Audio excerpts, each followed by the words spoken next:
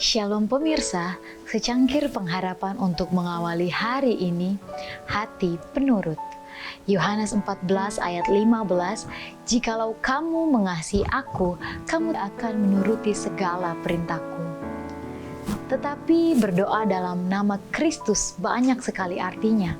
Hal itu berarti bahwa kita harus menerima tabiatnya, menunjukkan semangatnya dan melakukan perbuatannya. Janji juru selamat diberikan dengan syarat, "Jikalau kamu mengasihi aku," katanya, "kamu akan menuruti segala perintahku." Ia menyelamatkan manusia, bukannya dalam dosa, melainkan dari dosa, dan mereka yang mengasihi Dia akan menunjukkan kasih mereka oleh penurutan. Penurutan sejati berasal dari dalam hati. Itulah pekerjaan hati bersama Kristus.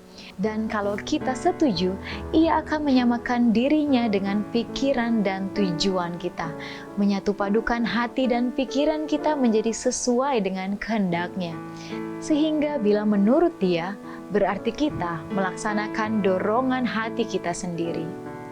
Kemauan yang dihaluskan dan disucikan merupakan kesukaan yang paling tinggi dalam melakukan pekerjaannya.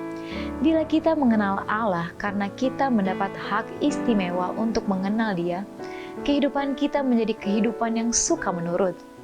Oleh menghargai tabiat Kristus, oleh hubungan dengan Allah, dosa akan menjadi suatu kebencian bagi kita. Sebagaimana Kristus hidup sesuai dengan hukum dalam kemanusiaan, demikian juga kita dapat berbuat jika kita mau berpegang pada yang kuat supaya memperoleh kekuatan. Tetapi jangan hendaknya kita memindahkan tanggung jawab kewajiban kita kepada orang lain dan menunggu mereka mengatakan kepada kita apa yang harus kita lakukan. Kita tidak boleh bergantung mengharapkan nasihat manusia. Tuhan akan mengajarkan kewajiban kita kepada kita sama relanya seperti Ia mau mengajar orang lain. Kalau kita datang kepadanya dalam iman, Ia akan mengucapkan rahasia-rahasianya kepada kita secara pribadi.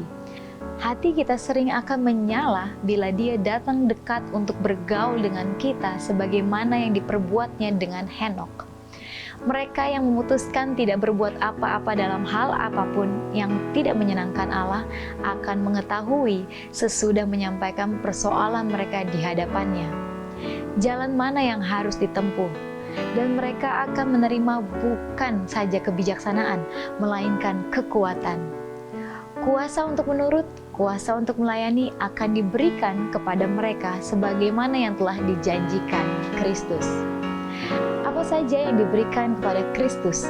Segala perkara untuk mencukupkan keperluan manusia yang sudah jatuh diberikan kepadanya sebagai kepala dan wakil manusia. Dan apa saja yang kita minta, kita memperolehnya daripadanya, karena kita menuruti segala perintahnya dan berbuat apa yang berkenan kepadanya. Sebelum mempersembahkan dirinya sebagai korban, Kristus mencari pemberian yang paling penting dan sempurna hendak dikaruniakannya kepada para pengikutnya. Suatu pemberian yang akan memudahkan mereka memperoleh sumber anugerah yang tiada batasnya. "Aku akan minta kepada Bapa," katanya, "dan Ia akan memberikan kepadamu seorang penolong yang lain." Demikian renungan kita pada hari ini. Selalu mulai hari Anda dengan secangkir pengharapan.